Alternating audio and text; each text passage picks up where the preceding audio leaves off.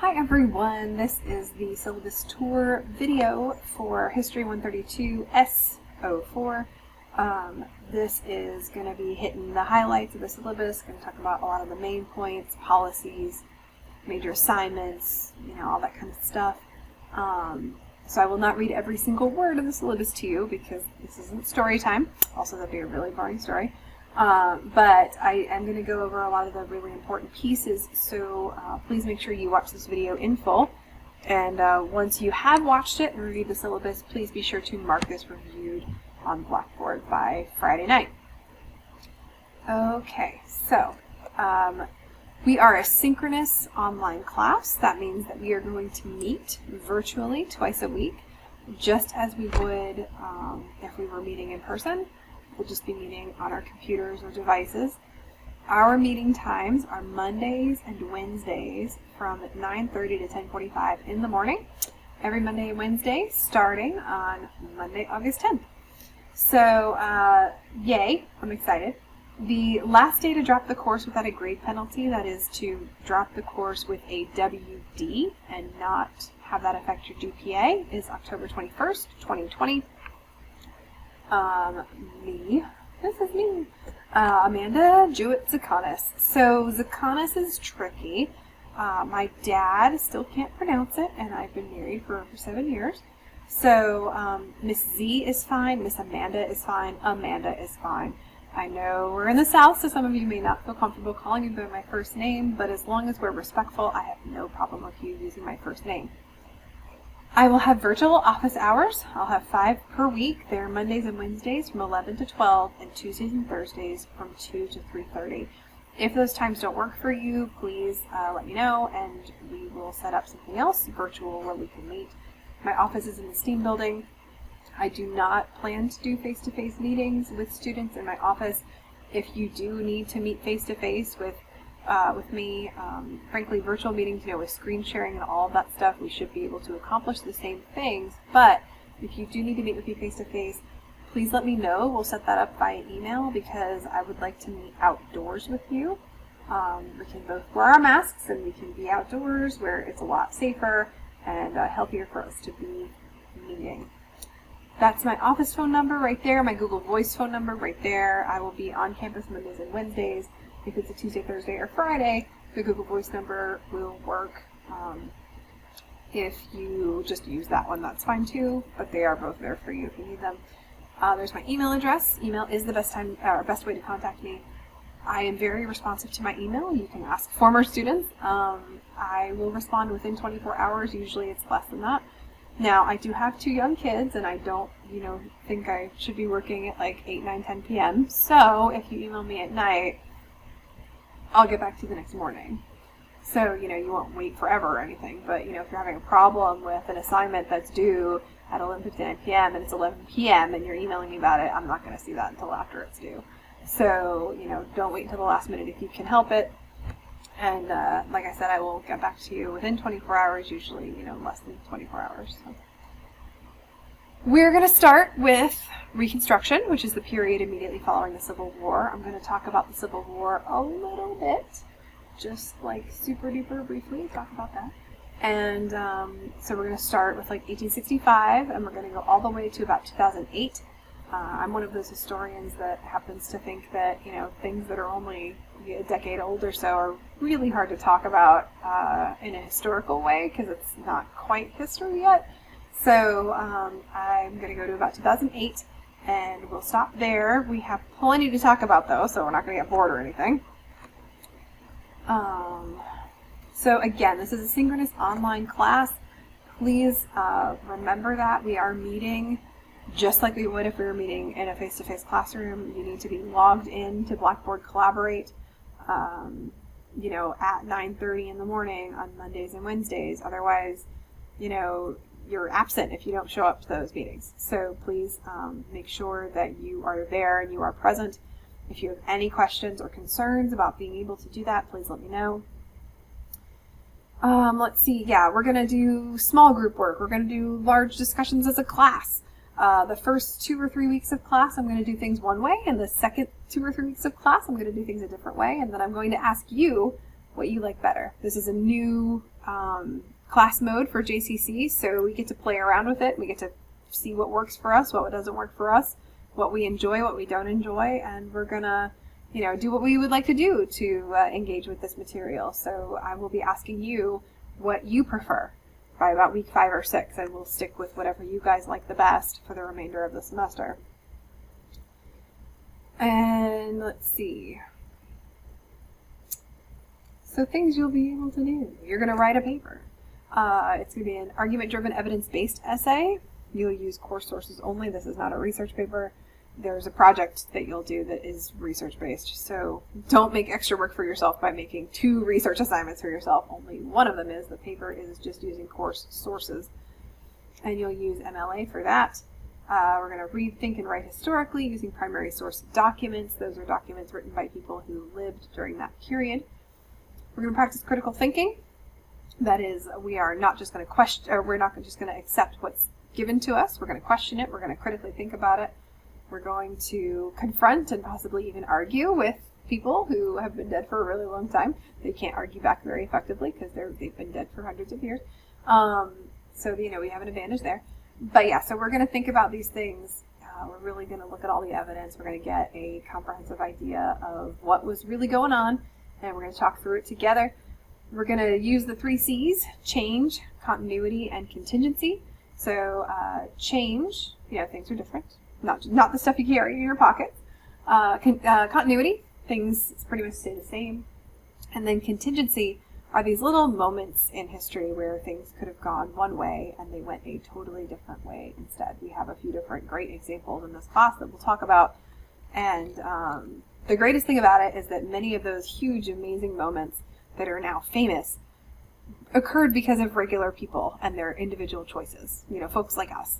And so I really like talking about those, and I like engaging with those moments because, and I'll say this in week 1, we fall into the trap of thinking that just because something happened that way, it had to happen that way. That is not true. So the contingency plays an important role in studying history.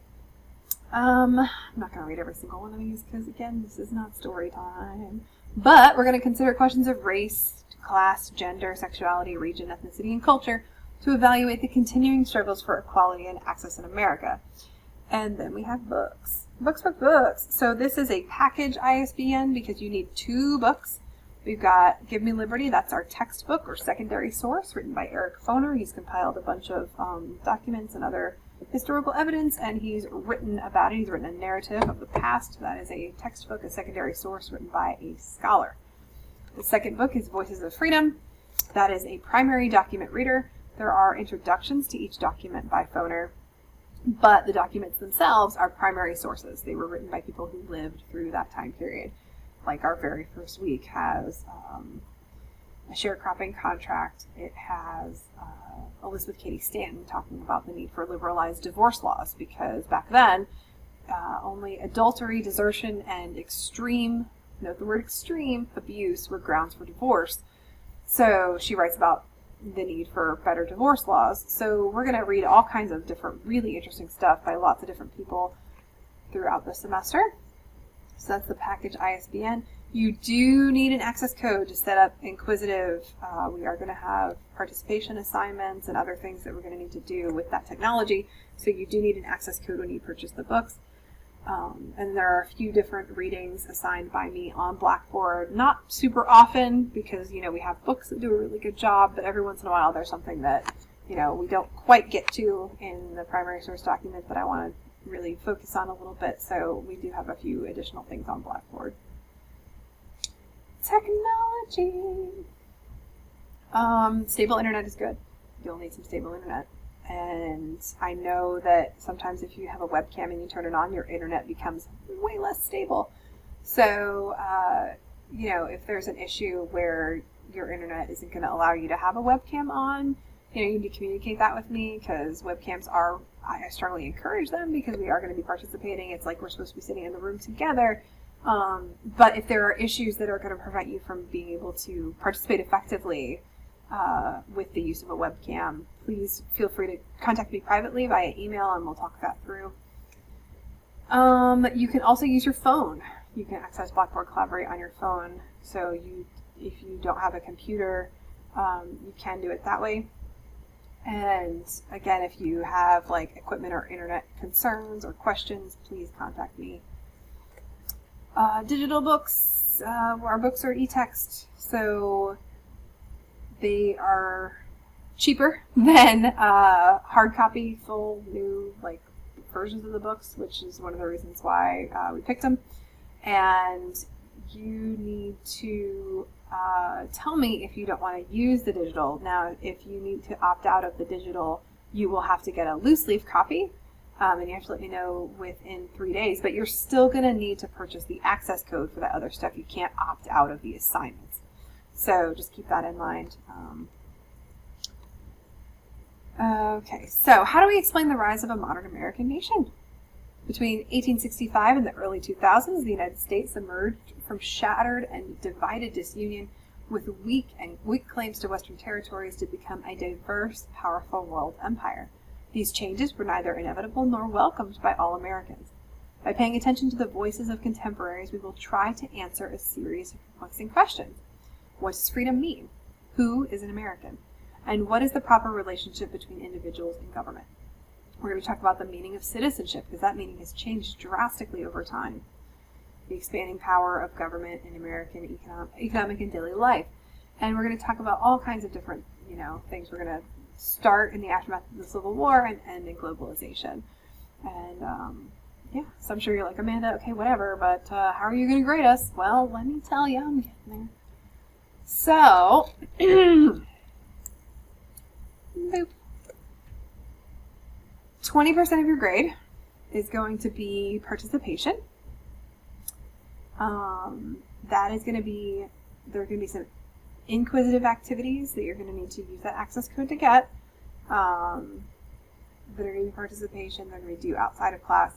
There are going to be, group assignments and, like little discussion things that we do and questions you create for class, like during class. I'll break you guys into groups and we'll talk about stuff, and that's participation as well. And I'll say this later, but the success of this class will be largely determined by your participation. So if you, don't have, if you don't have the readings done and you're not participating, then I may have to start giving quizzes. I don't want to do that. Please don't make me do that. So, again, if you show up engaged and you've read and you're ready to go, we're going to have a really, really great class. So we're talking about so many really cool things. 40% of your grade is exams. There are 3 of them. The first one is September 4th, next one October 9th, and the last one is December 1st. So you will have the first one, which counts for less. There are multiple choice, true, false, and identification questions. So some of you may have never had a test like that before. There is a video in the week of the first exam with information on that. There are study guides. There's an example answer for an identification answer. I, of course, will also be available to answer questions, and we'll review all this stuff before your exam. But I have that one count for less because, some of you might not be as comfortable. You might not feel like you're as ready, and you might, struggle a little bit with it or be a little anxious about it. And so I always like to have that one count for less because that kind of takes a little bit of the pressure off. And then the second and third exams, once you know what the format is and what those look like, those count for 15% each. So very excited about this. We got 2 big assignments coming up. They're 40% of your grade. The first one is a 3 to 5 page paper based on course readings addressing major themes in the course. It'll be 20% of your grade. They are due Sunday, September 27th. That's because with the way our schedule is, with Labor Day being a holiday and all that stuff, we don't do our workshop for rough drafts until the Monday, the 21st. So I wanted to give you guys almost a full week from the workshop to the date that the final paper was due, so you had time to, make all those changes and polish it up and all that. So that paper will be due September 27th. The other major assignment is a project, and you get to choose between 2 different projects. You can either design your own historical monument or memorial, or conduct an oral history interview. and you'll do those projects. They'll be due November 13th, and then you present them the following week and a half or so.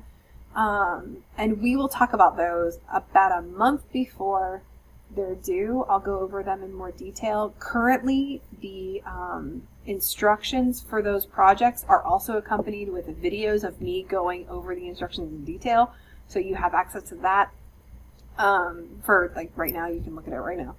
And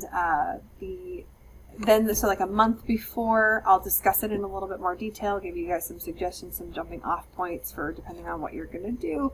And then in week 13, like the week before they're due, we'll have a project workshop. So you guys will hopefully have already started and have some good things going on, and then bring that with you, and you can work on it. I'll pop in, and I'll probably make you guys in small groups, and I'll pop in and check in on everybody and see how you guys are doing, and you can ask me questions and all that kind of stuff.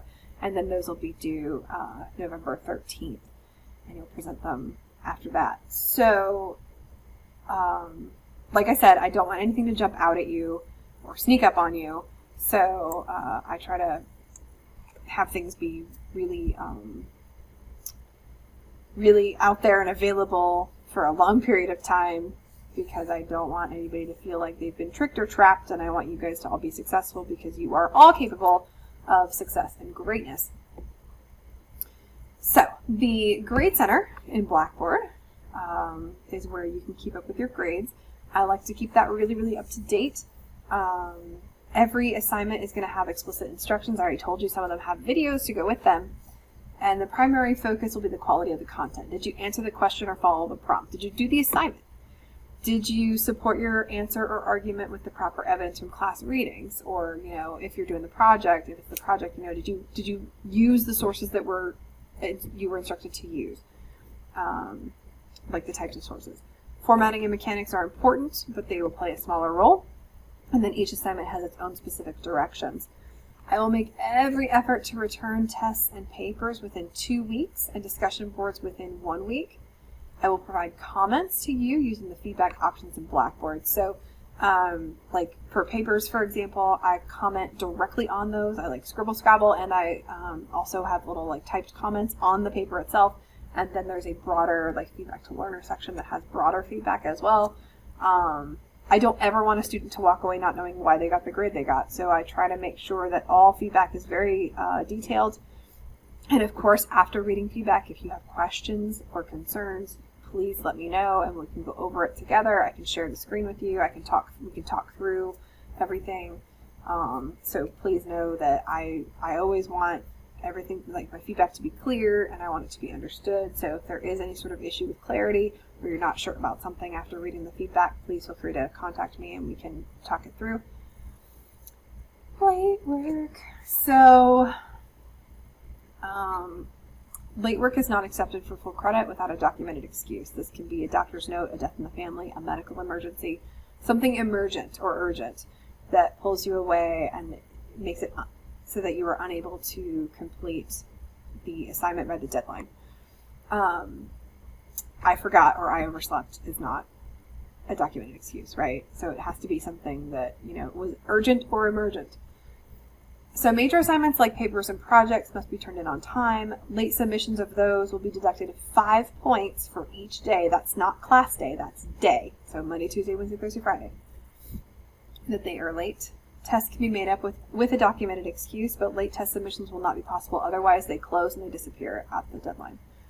In-class participation assignments cannot be made up. You're either here or you're not. And that's not me trying to be mean. That's just how it is. Now, if you have a documented excuse because you couldn't be in class on a particular day or time, I can exempt the participation grade, which means it won't count against you, but I can't give you points back for that because you weren't there, if that makes sense. Once it's reached past 2 weeks past due, I will not take it, because at that point it's too far gone, especially, think about those major assignments, losing 5 points every day. Those are the only things that I accept late, really, as you can see in the policy. So, think about that, 5 points for 14 days. That's going to be really rough anyway. So, I do not accept those 2 weeks past due. Plus, I have to be able to get grades turned around and all that kind of stuff and keep things going on time. Writing assignments, and I don't know why this says this, you guys. I'm telling you. There you go. It's all fixed. Fixed. MLA. We're going to use MLA in here. I would love to use Chicago, but I am not allowed. If you want to explore using Chicago style to write your papers, I will totally provide you with resources and be happy to let you do that. It's footnotes. They're beautiful, and they're the best citation method in the world. So if you want to do that, that's absolutely fine. And for the tests and the papers, don't use stuff from the internet. You're using stuff from class. Cite your evidence. We're doing parenthetical citations. In fact, in the Blackboard tour video, you will see there's a writing tips sheet that shows you exactly how to cite all of our stuff from class in a works cited page, and also parenthetically, like you would for like an identification answer, and parenthetically in your papers as well. So please be sure to check that out. I'll give you a brief look at it during the Blackboard tour. And there's a citation builder if you need it. We are going to have 1 extra credit opportunity that is open the entire semester. You can do it whenever you want. It's a short little discussion board. So that is there for you. You can do it whenever you want. It's open August to December. And it's not due until early December, that last week of class. So, okay. Grades are on a 10-point scale. I think you probably already knew that. Critical success strategies. Check your email daily. I check my email daily. You should too, right? So that's going to be the best way that I get in touch with you outside of class. You know, if we have to move something, I'll always move something away from us. I'll never be like, that thing that was due next week, it's due this week now, because I don't hate you, right? So if I need to move something a day or 2 away from us, I will, and I'll let you know. I'll send a Blackboard announcement that will also go out as an email. I'll also do that for days like when your test is due. I'll say, hey, it's a friendly reminder. Exam 1 is due by 11:59 p.m. tonight, or, all that kind of stuff. So, please check your email regularly, because that is where you will get the communication from me that is outside of class. We're going to move quickly. We're going to talk about a lot of stuff. A lot of stuff. So many things. In fact, I think we spent 3 weeks on 1 decade. Or 2 decades. So, and we do that more than once. So please make sure that you are reading, keeping up with that reading schedule. That again, we go over that in the Blackboard tour video as well, and you need to mark that reviewed in the first week, just like you need to mark this reviewed. So keep up with that schedule. Make sure that you are working and engaging with the course every week. Make sure you're attending class as often as you are able.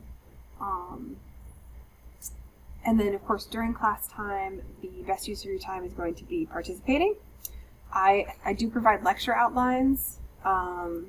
Those have keywords and discussion questions. You do not have to turn those in. Those are for you. They're for note-taking purposes only. So you do not have to submit those. I will tell you that the study guide is a list of keywords. So everything on the exam study guides comes from the keywords in the lecture outlines. So, you need to know the who, what, when, where, and so what for all the keywords that appear on the study guides. I would suggest, it might be a good idea to, maybe copy and paste the keywords from the lecture outlines onto a blank Word document and type through that as I'm lecturing in class, or as we're talking through stuff, or as you're watching lecture videos, depending on which mode of instruction and how we want the class to be structured. So those are not required. They are just for you.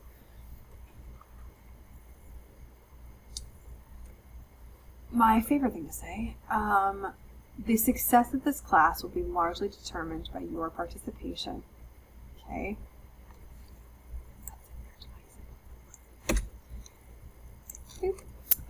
We each bring different experiences and skills to the class, and some will be more familiar with the literature or speak more often than others. Our goal is a supportive environment and lively give and take. Now, you do need to speak and participate, right? But, it might be someone speaks, 4 or 5 times and someone speaks twice. It just really depends on your comfort level with the material and what our topic is and what you want to talk about. But the idea is that we have mass engagement across the class. We're all participating and we're all talking with one another. We are going to use Blackboard Collaborate. Again, you're going to need some technical skill. We're going to be at our screens in class for 75 minutes twice each week. Then you'll need some additional screen time to complete assignments on Blackboard.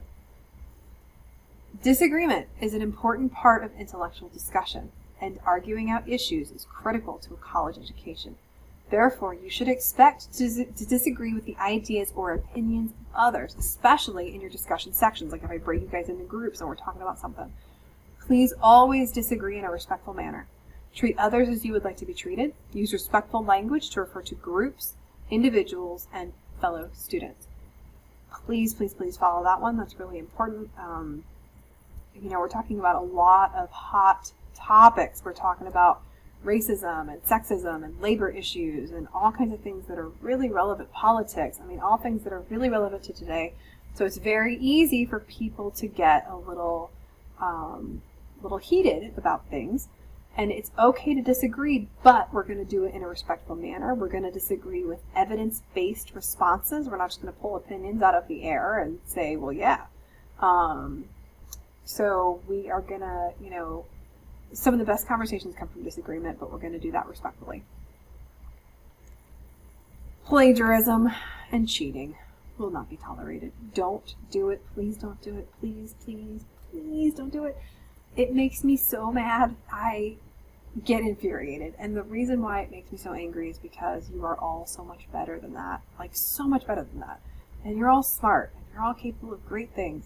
And just to see that waste with plagiarism and cheating, it's very frustrating. So, you're doing yourself such a disservice by doing that. So please don't do that. Also, you will receive a 0 on the assignment and be reported. So really don't do it. There is a handout in our Blackboard shell, and I'll reference it on our Blackboard tour video, called Is This Plagiarism? Check that out. If you're not sure what constitutes cheating or plagiarism, check that handout out. And if you have any questions after that, please feel free to ask me and I would be happy to answer. Attendance policy. I don't know why I'm singing. Let's see. So we're going to do attendance when we meet on Blackboard Collaborate. I'll probably do a poll every day that's like, are you here? Yes or no? And whether you hit yes or no, doesn't matter. You'll be counted as there because you'll be saying that you'll be, doing something. Now, I am able to see when people leave, so don't say yes and then leave and you've only attended 30 seconds of class. That's going to be an absence. So please make sure you're in class, and I will be taking attendance. You can miss 2 weeks of class. I do not recommend it because, like I said, we cover a lot in here. Now, if something crazy happens or you have an emergency and you have to miss a lot of class, please communicate with me if you can. Please let me know what's going on. I will do my best to help you remain successful. If you miss over that 2 weeks, unfortunately, because of our policy, I do have to drop you. But if you've been in touch with me, if you've been getting, things in just maybe a little bit later, or if we've come up with a plan to work through things and you are passing the course at the time that you're dropped, I will reinstate you. So we can talk through that. So I know that this is a crazy, crazy, crazy semester with everything going on, and I can't break policies, but I can bend them every so often within reason. So I know none of this is normal, and I will work with you as best I can if there is an issue that requires you to miss class or something, an emergency or something that happened. So please, like I said, communication is going to be super duper important, especially this semester. So please let me know if there is something going on, and I'll do my best to help you. CCP students, I don't think you guys are having any class trips or anything, so I don't think that you need to worry about this, but those do not count as excused absences at JCC. Religious observance policy, we do have a form for that if you need to miss class for a religious reason. I just need that form 2 weeks prior to the date of the absence, and you'll be able to make up everything that you miss. Student concerns, we have a faculty first policy here at JCC. I like to call it the We Are All Adults policy. If there is an issue And, you know, some of my feedback to you or communication with you is going to be via text, typed text, right? Just the same as you with me, right? And we're going to be talking about all kinds of different stuff. Tone is not often conveyed properly, even verbally, but especially over written text. If I say something or do something in class that upsets you or offends you in some way, please, please, please, please feel and know that you can talk to me about that. Just like if we're having a discussion and you say something that is, you know, the tone comes off as maybe offensive or cold or, you know, unreceptive or something, you know, I'll contact you and I'll say, hey, you know, in class when you said this, it kind of came across this way, and, you know, we'll clear it up. And it's fine, right? We're all human beings. We all, you know, make mistakes in our communication. We all miscommunicate, misspeak. That does happen. So if that happens with me, please, please, please feel like you can come to me and talk to me about it. And if I am in the wrong, I will apologize, because I'm a human person, right? And I make mistakes. Just like if we have a situation and it's the reverse and you're in the wrong, I would hope that, you know, you would apologize too. So that's just, I expect that of you. You can expect that of me. If the issue is so big that you feel like you can't come to me about it, which hopefully that won't happen, but if you do feel that way, there is a chart here of people that you can contact. So, you know, start here. But hopefully you won't need that, but it is there for you if you do need that. So that, my friends, is the syllabus. If you have any questions after reviewing this, please let me know. Remember to mark it reviewed by Friday at 11:59 p.m. Because we definitely want to make sure that you know what's going on in the class. And I did this as a video so that we don't have to spend 30 plus minutes on it in class. We can just kind of dive right into everything and be ready to go. So that said, if you have any questions after checking this out, please, please, please feel free to contact me, and also be sure that you look at the Blackboard tour video as well and mark that reviewed too.